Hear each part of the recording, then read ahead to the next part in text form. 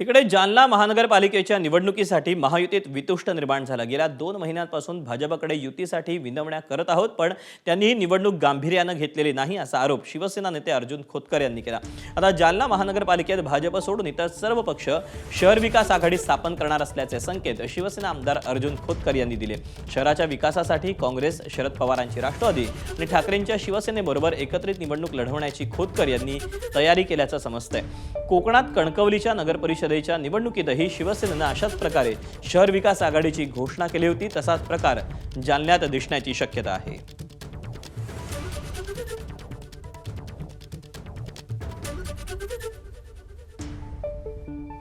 आम्ही गेले 2-2.5 महिने सारखं भारतीय जनता पक्षाला युतीच्या संदर्भामध्ये बोलणी करायला बोलवा अशा प्रकारच्या विनवण्या करतो, परंतु त्यांनी अजून फार गांभीर्याने ही निवडणूक घेतलेली असं मला जाणवतं। युतीची शक्यता थोडीशी धुसर होत चाललेली असं मला जाणवतं आणि ते काही रिस्पॉन्स द्यायला तयार नाहीत। भारतीय जनता पक्ष येत नसेल तर आम्हाला सर्व पक्षाकडून ऑफर आहे की आम्ही सोबत येतो, आम्हाला सोबत घ्या, आपण सोबत मिळून करू।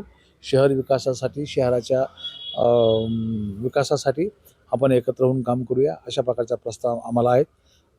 मग त्या प्रस्तावावरती आम्हाला जावं लागेल। एबीपी माझा, उघडा डोळे बघा नीट।